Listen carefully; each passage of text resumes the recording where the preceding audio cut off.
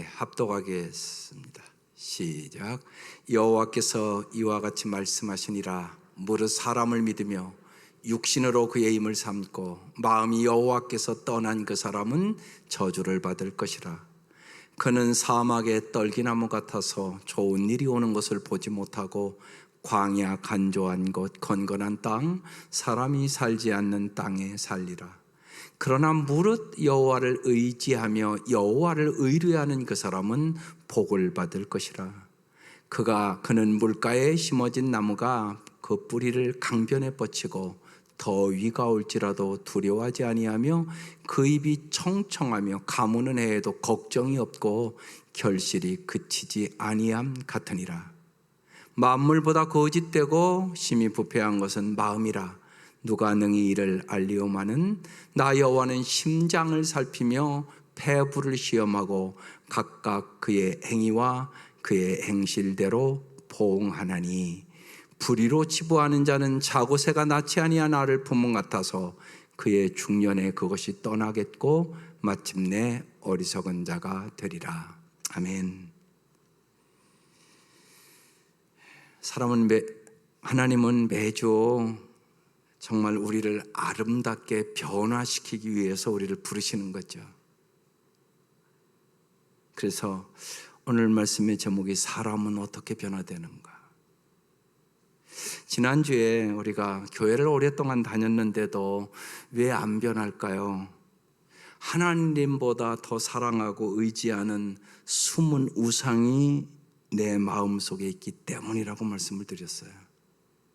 한 주 동안 자아를 성찰하면서 숨은 우상을 제거하셨는지요? 이것이 우선이기 때문에 지난주에 말씀을 드린 것입니다. 오늘은 사람은 어떻게 변화되는가? 구체적으로 변화 과정의 4가지 요소에 대해서 말씀을 드리려고 합니다.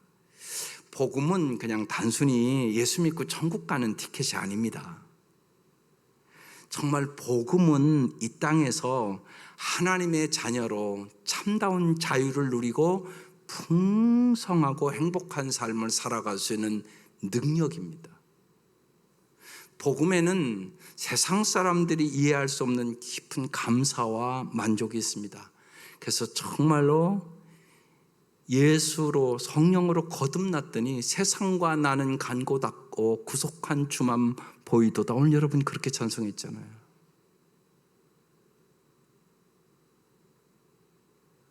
그러니까 복음을 알지 못하면 우리는 세상 사람과 똑같이 세상 염려하고 살아갑니다.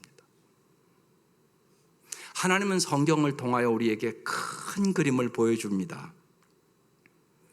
요 그림을 잘 볼 줄 알아야 됩니다. 4가지로 요약할 수 있습니다. 이 타락한 세상에서 산다는 것은 과연 무엇인가? 타락한 인간으로서 우리는 과연 누군가? 만물의 구원자 되시고 주인 되시는 정말 예수는 누군가? 그분은 자신의 은혜 안에서 우리를 어떻게 점진적으로 변화시켜 나가는가? 이게 전체의 성경 그림입니다. 예수님은 우리가 가야 할 길을 인도하시기 위하여 이 땅에 오셨습니다. 그래서 내가 곧 길이요 진리요 생명이라고 말씀하십니다. 그런데 예수를 믿는다고 하면서도 길을 잃은 사람들이 교회 안에는 많습니다. 결혼 생활을 한가운데서 길을 잃어버렸습니다. 그래서 결혼 생활이 하나도 안 행복합니다. 때로는 싸우면서 이혼하자고도 얘기를 합니다. 자녀 양육을 하다가 길을 잃어버렸습니다. 그래서 자녀들에게 상처를 입히는 부모들이 많습니다. 많은 소유를 쌓는데 집착하다가 길을 잃어버렸습니다. 뭐가 더 중요한지를 모르고 살아갑니다.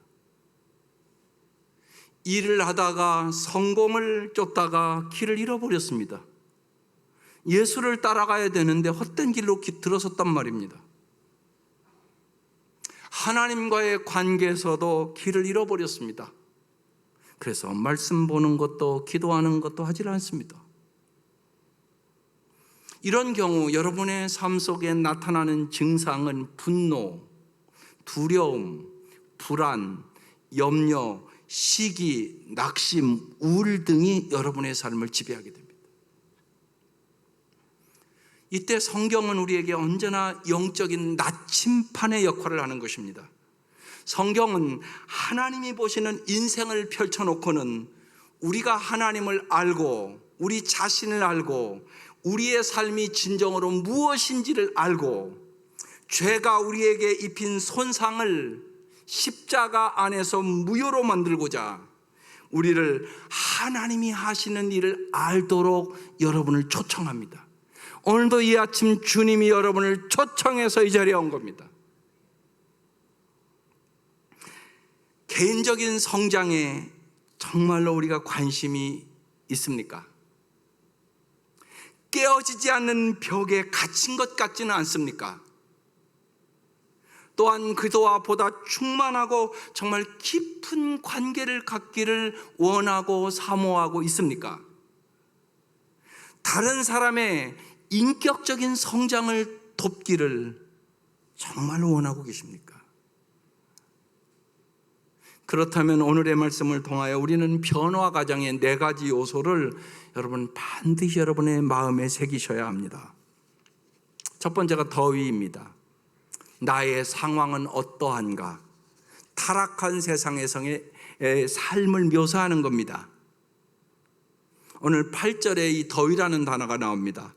그는 물가에 심어진 나무가 그 뿌리를 강변에 뻗치고 더위가 올지라도 고난이 올지라도 아픔이 올지라도 유혹이 올지라도 고통이 올지라도 그런 얘기입니다. 두려워하지 아니하며 그 입이 청청하며 가무는 애에도 걱정이 없고 결실이 그치지 아니함 같으니라. 하나님은 우리를 이렇게 살기를 원하는 겁니다. 그러나 반드시 모든 인생에는 더위가 있습니다. 두 번째 가시입니다. 인생의 고난과 아픔과 그런 일이 왔을 때 나는 어떻게 반응하는 겁니다. 무엇을 원하며 무엇을 믿는가가 그때 드러납니다. 아, 내가 돈을 믿었구나. 내가 사람을 믿었구나. 내가 다 하루아침에 사라질 것을 믿고 의지했네? 이런 것이 드러나는 것입니다. 그래서 5절, 6절에 말씀합니다. 여호와께서 이와 같이 말씀하시니라. 무릇 사람을 믿으며 육신으로 그의 힘을 삼고 자기 힘으로 살아겠다고 발버둥 친다는 얘기입니다. 마음이 여호와께서 떠난 그 사람은 저주를 받을 것이라. 6절 그는 사막의 떨기나무 같아서, 새 번역에는 가시덤불 같아서, 그래서 가시라고 표현한 겁니다. 좋은 일이 오는 것을 보지 못하고 광야 건조한 곳, 소금기 있는 땅이란 얘기입니다. 쓸모없는 땅, 건건한 땅, 사막과 같은 땅, 사람이 살지 않는 땅에 살리라, 이렇게 말씀하십니다. 이 가시는 그 상황에 따라 우리의 마음과 행동, 즉 우리의 불신앙적인 반응을 얘기하는 것입니다. 세 번째가 십자가입니다. 하나님의 구속의 사역을 말하는 겁니다. 하나님은 누구시고 어떤 말씀을 하시며 그도 안에서 무엇을 지금 행하고 있느냐는 것입니다. 그래서 하나님을 아는 사람은 어떻게 삽니까? 7절 같이 삽니다. 그러나 무릇 여호와를 의지하며 여호와를 의뢰하는 그 사람은 복을 받을 것이다. 하나님을 진짜 아는 사람은 여호와를 온전히 의지합니다. 그래서 반드시 하나님을 의지하며 기도하는 사람이 됩니다. 삶의 우선순위가 딱 바뀝니다. 이 사람이 복받는 사람이라고 얘기하고 있는 것입니다.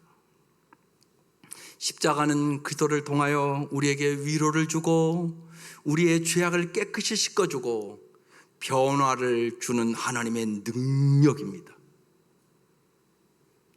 하나님의 영광과 하나님의 사랑의 임재를 경험하는 것이 십자가의 능력입니다.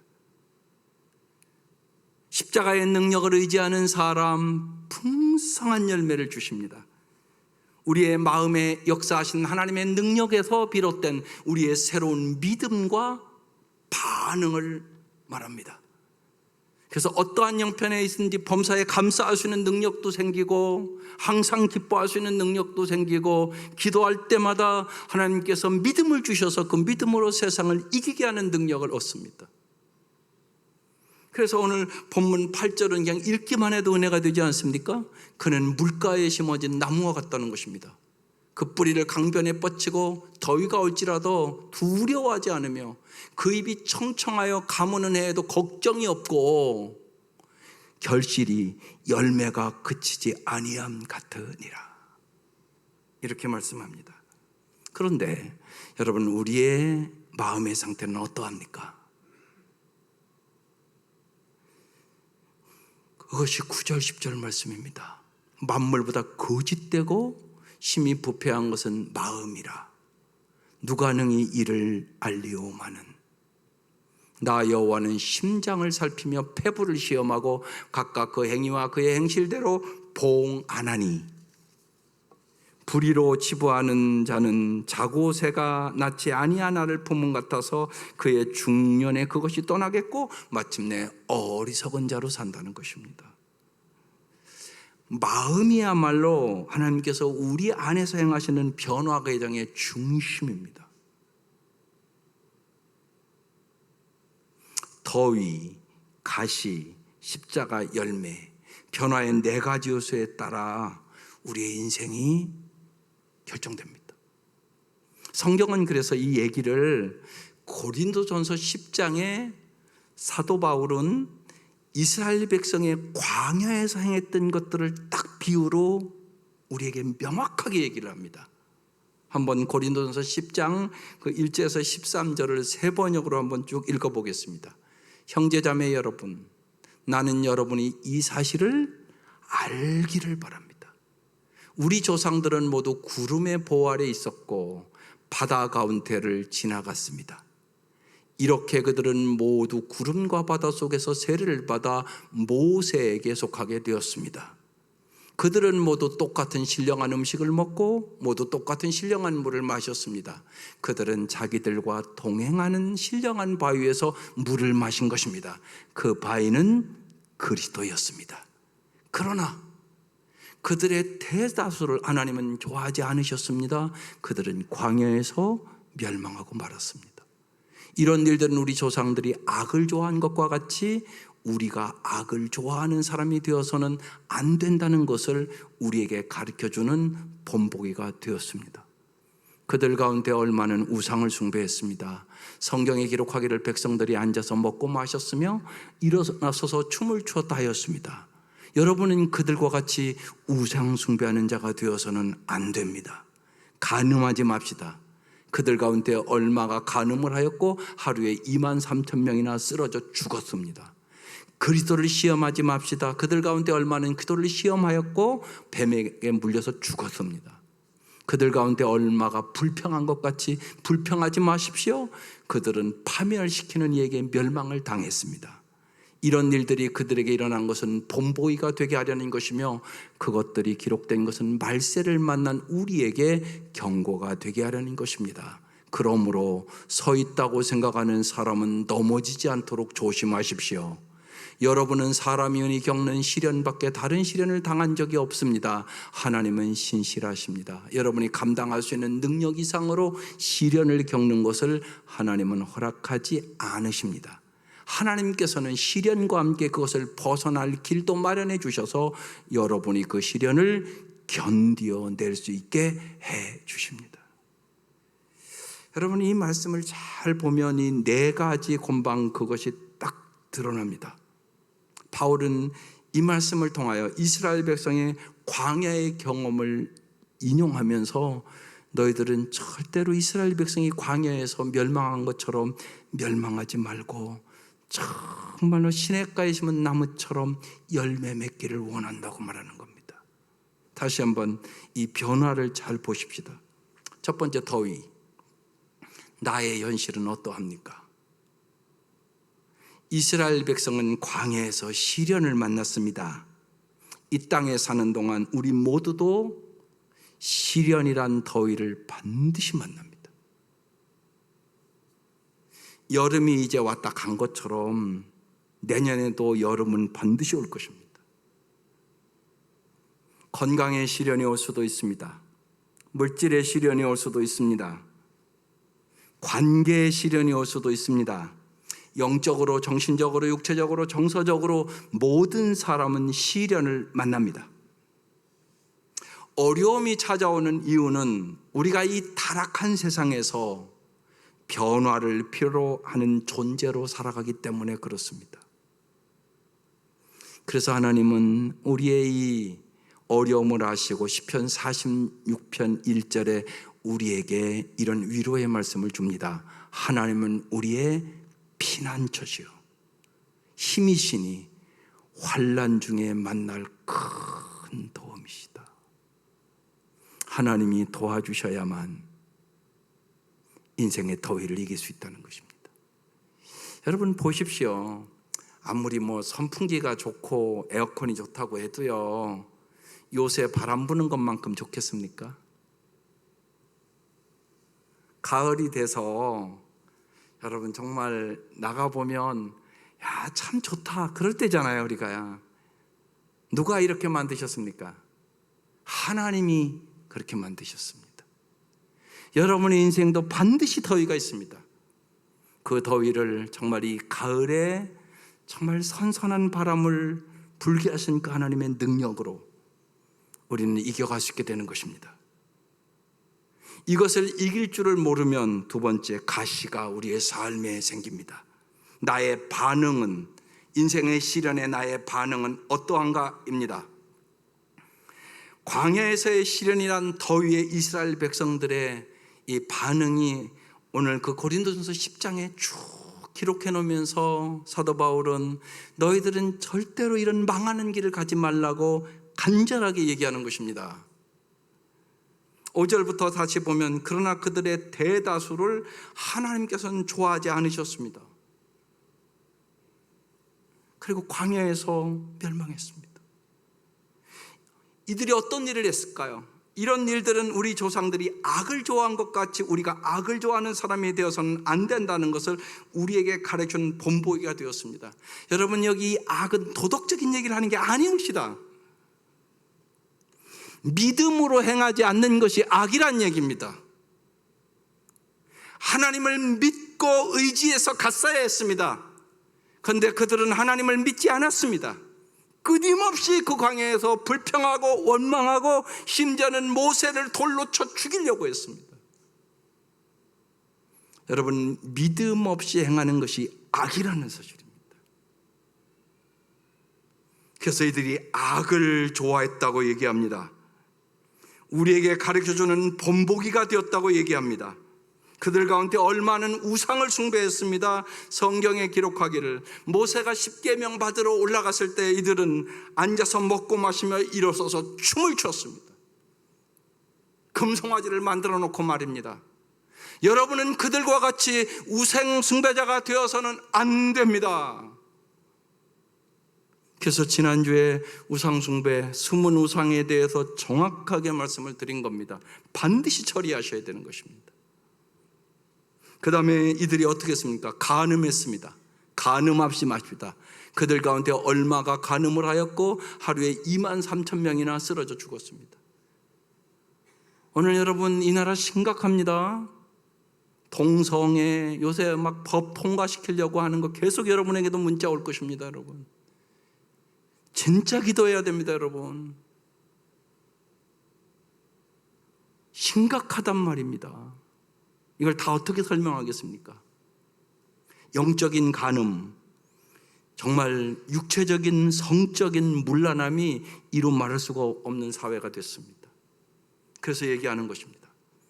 그들을 시험하지 맙시다. 그들 가운데 얼마는 그들을 시험하였고 뱀에게 물려 죽었다고 얘기합니다. 그들 가운데 또 얼마는 불평한 것 같이 불평하다가 망했다는 것입니다. 원망, 불평하다가 그들은 믿음으로 하나님께서 홍해 갈라주는 것도 받고 구름기둥과 불기둥으로 인도해 줬지만 그들은 하나님을 믿지 않았습니다. 그래서 그들은 광야에서 멸망을 당했다고 얘기하고 있는 것입니다. 이스라엘 백성들의 이 모습, 믿음으로 살지 않고 우상 숭배하고 간음하고 하나님을 시험하고 불평하는 것, 오늘도 동일하단 말입니다. 오늘도 수많은 사람들이 그렇게 살아갑니다. 조금만 어려워도 불평하기 시작합니다. 하나님이 자기 뜻대로 기도응답에 안 해준다고 생각을 하고 교회를 갈 필요가 있는지 의심하는 사람도 점점 늘어갈 것입니다. 아마 이 코로나 시대에 믿음이 떨어지는 사람들이 분명히 더 많을 것입니다. 밤마다 멍하니 TV를 보고 있는 사람들, 또한 마음속에 분노와 원한이 가득 차는 사람들, 자신을 가치 있게 대하지 않는다고 소그룹을 떠나려 하는 사람 등등 말입니다. 우리의 반응은 상황에 의해 결정되는 것이 아니라 그 상황에 대한 각자의 생각과 욕구에 의해 결정됩니다. 그런데 우리는 죄인이기 때문에 바로 그 죄성을 따라 반응한단 말입니다. 그것이 가시나무 반응이라고 얘기합니다. 요약해보면 부정하고 회피하고 도망갑니다. 문제를 확대 해석하고 확장하고 최악을 상상합니다. 그래서 날카로워지고 과민해집니다. 하나님을 의지하지 않고 맡기지 못하니까 밤에 잠 못 이루는 사람들이 너무나 많아집니다. 악을 악으로 갚습니다. 침체되고 마비되고 정말로 사탄의 노예로 사로잡히게 됩니다. 자기를 변호하고 자기 의를 내세우게 됩니다. 우리는 자기의 사고방식과 삶의 방식이 자신을 피곤하고 지치게 만든다는 사실을 잘 깨달아야 합니다. 우리의 잘못된 사고방식이 내 인생을 병들게 만든단 말입니다. 자기의 힘으로 살려고 하고 하나님만을 의지하는 마음이 없단 말입니다. 그래서 오늘 에레미야서는 강하게 하나님만을 의지하는 사람, 하나님을 신뢰하는 사람만이 복이 있다고 얘기하는 것입니다. 그렇지 않으면 우리는 가시에 찔려서 걱정하고 근심하고 좌절하고 낙심하고 두려움 속에 살아갈 수밖에 없는 것입니다. 그래서 여러분, 십자가의 능력을 아셔야 하는 것입니다. 성경은 가시의 문제를 십자가로 해결하라고 말씀하는 것입니다. 십자가의 도가 멸망하는 자들에게는 어리석게 보이나 구원을 받은 우리에게는 하나님의 능력이 되는 것입니다. 그래서 십자가의 능력으로만 여러분 내 마음을 지키고 내 마음을 변화시킬 수 있습니다. 그래서 고린도전서 10장 1절에서 4절에 사도 바울은 형제자매 여러분, 나는 여러분이 이 사실을 알기를 바랍니다. 우리 조상들이 모두 구름의 보호 아래 있었고 바다 가운데를 지났습니다. 하나님의 능력으로 홍해가 갈라졌고 구름기둥과 불기둥으로 그 광야의 길을 하나님의 능력으로 인도해 주시지 않았습니까? 그 얘기입니다. 이렇게 그들은 모든 구름과 바다 속에서 세례를 받아 모세에게 속하게 되었습니다. 그들은 모두 똑같은 신령한 음식을 먹고 하늘의 만나를 내려주셨습니다.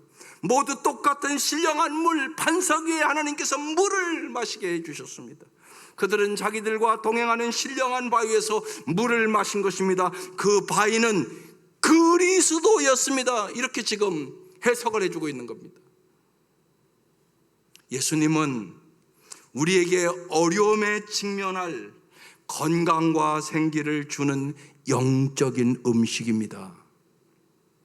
예수님은 우리가 마셔서 더위로 인한 목마름을 해결해 주시는 영적인 음료라고 말씀하고 있는 것입니다.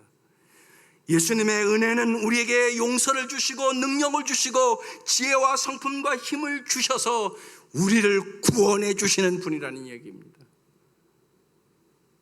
그래서 오늘 이 아침 오신 여러분들은 이제 예수 믿고 천국 가는 구원은 받았잖아요. 그럼 우리가 이 땅에서 여러분 어떻게 살아야 되겠습니까? 여러분 어떤 말씀을 부여잡고 살고 계십니까?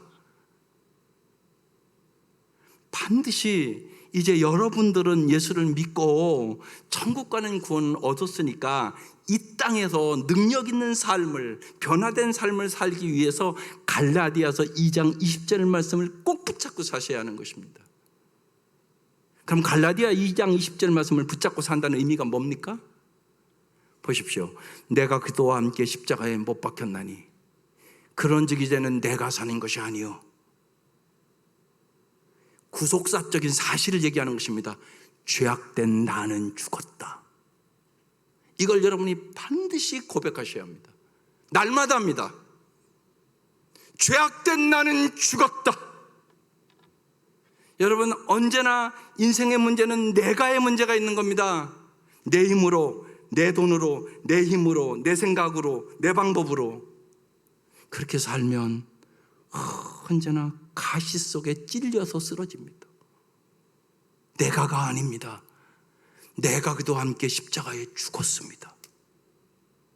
이 십자가는 내가 죽은 십자가란 말입니다. 이제는 내가 사는 것이 아닙니다. 누가 삽니까? 오직 내 안에 그도께서 사신 것이라. 이게 여러분의 현재의 실상의 삶이 되어야 되는 것입니다. 그도께서 나를 다스리신다. 내 안에 주님이 계심을 믿습니다. 오늘도 주님이 나를 다스려 주실 것을 믿습니다. 날마다 고백하셔야 됩니다. 진짜 그도께서 나를 다스리신다. 그 다음에 어떻게 살아가는 것입니까? 이제 내가 육체 가운데 사는 것은 나를 사랑하사 나를 위하여 자기 자신을 십자가에서 버리신 하나님의 아들 예수를 믿는 믿음 안에서 사는 것이다. 나의 일상에 이제 일어나는 일들을 얘기하는 것입니다.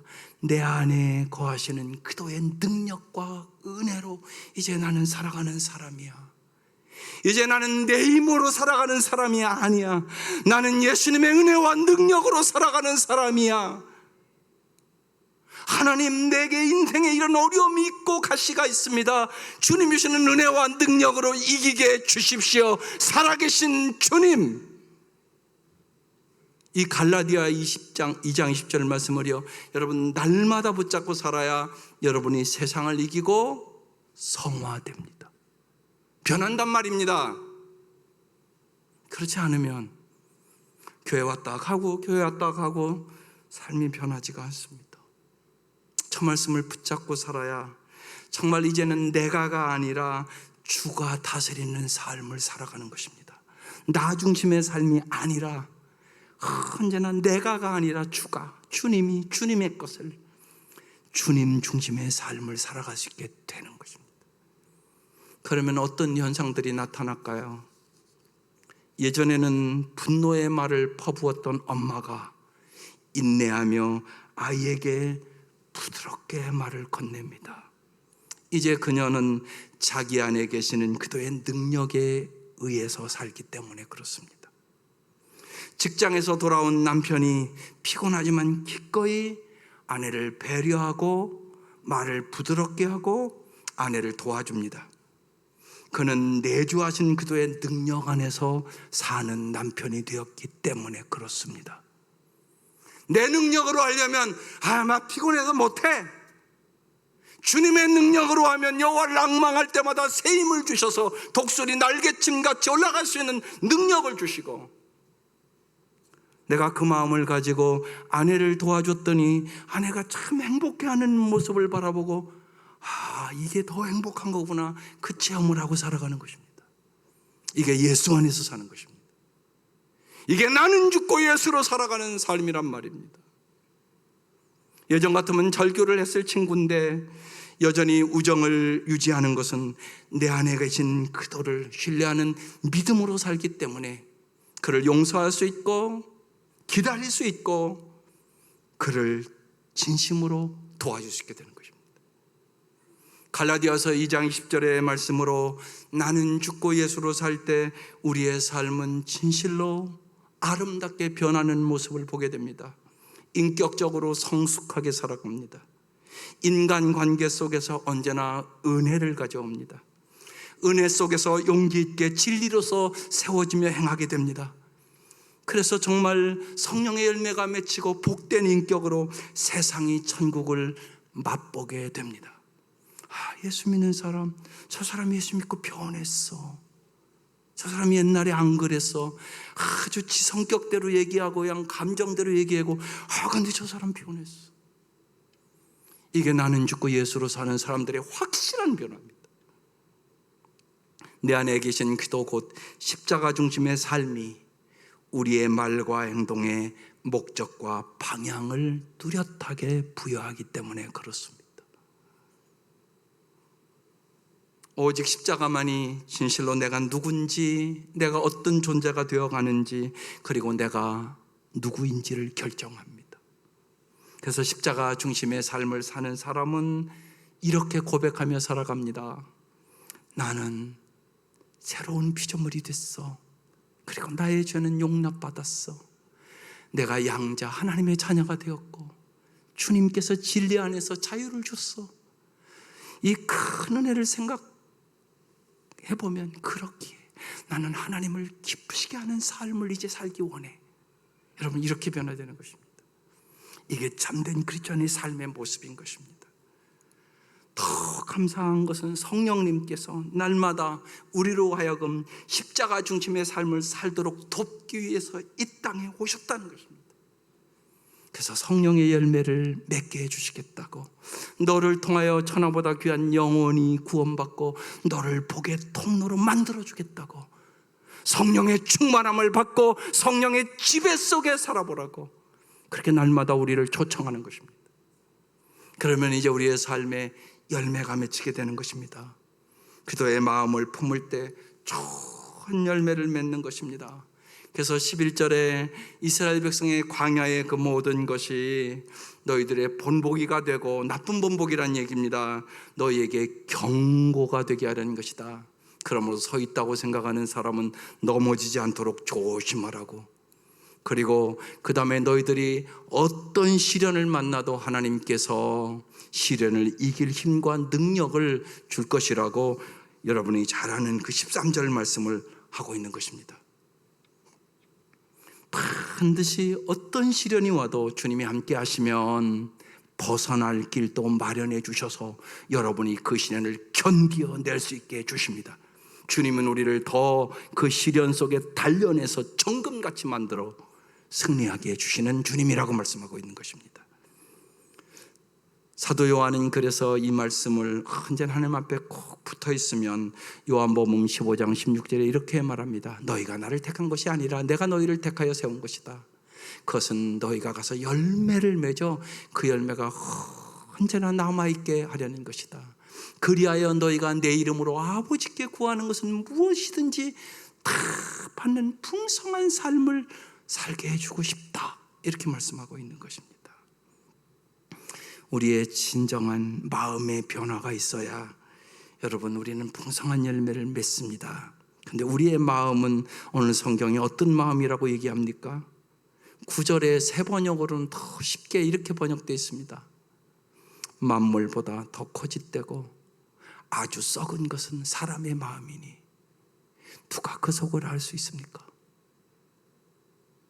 각 사람의 마음을 살피고 심장을 감찰하며 각 사람의 행실과 행동에 따라 보상하는 이는 바로 하나님이다, 그런 뜻입니다. 그래서 여러분 우리가 깊이 아셔야 합니다. 오직 예수님만이 우리의 소망입니다. 오직 예수님만이 우리의 마음과 삶에 대한 반응을 변화시킬 수 있습니다. 하나님은 우리를 그도 안에서 정말 나는 누구인가 새로운 정체성을 주시고 새로운 방식의 삶을 우리에게 주신 것입니다. 그래서 하늘나라의 가치관을 가지고 세상의 가치관이 아니라 하늘나라의 가치관을 가지고 살 때 너희는 정말 아름다운 풍성한 열매를 맺을 수 있다고 얘기하는 것입니다. 여러분, 변화는 무슨 지식의 정도나 어떤 규칙을 많이 정한다거나 어떤 행동의 기술에 의해 되는 것이 아닙니다. 하나님의 은혜가 내 마음을 지배할 때만 우리는 진실로 사랑의 사람으로 변화될 수 있습니다. 그래서 여러분이 잘 아는 잠언 4장 24절 말씀은 언제나 갈라디아서 2장 20절 말씀과 같이 새기고 살아야 됩니다. 모든 지킬 만한 것 중에 더욱 내 마음을 지키라. 생명의 근원이 이에서 남이니라. 날마다 자기 중심성인 죄악된 나는 죽고 예수님이 내 마음을 다스림으로 나는 주님의 능력과 은혜로 살아간다고 고백하면서 주님과 동행하는 복을 누려야 되는 것입니다. 여러분의 가정에서, 우리의 직장에서, 우리의 교회 생활 속에서 날마다입니다. 내가가 아니라 이제는 언제나 주님이 다스림으로 주님이 주시는 풍성한 삶을 경험하시기를 바랍니다. 마지막으로 주님과 함께하는 삶을 가장 잘 표현한 시 한 편이 있습니다. 매일 아침이 소망으로 가득합니다. 내가 성공적으로 무엇을 해서가 아니라, 내 주위 사람들이 내게 감사를 표시해서가 아니라, 환경이 순탄해서가 아니라 하나님이 계시며 그분이 나의 아버지이시기 때문입니다. 다른 시선으로 아침을 맞이한다면 거짓을 믿는 것이겠지요. 소망 중에 사는 것은 진리 안에 사는 것이며 진리 안에 사는 것은 하나님께 영광을 돌리는 것입니다. 매일 하나님께 영광을 돌리는 것이 가장 귀한 예배의 모습입니다. 새벽에 와서 기도하면서 이 시를 묵상하는데요, 오늘 새벽 말씀이 엄청나게 가슴에 감격이 오는 귀절이 있었습니다. 오늘 큐티 말씀이요, 시편 71편인데 71편 8절에 다윗이 이렇게 고백을 합니다. 주를 찬송함과 주께 영광을 돌림이 종일토록 내 입에 가득하리이다. 다윗이 이래서 하나님 앞에 합한 사람으로 그 축복을 받았구나. 여러분의 입에 주를 찬송함과 주께 영광을 돌림이 가득한 여러분 주일 되시기를 주의 이름으로 축원합니다. 기도드리겠습니다.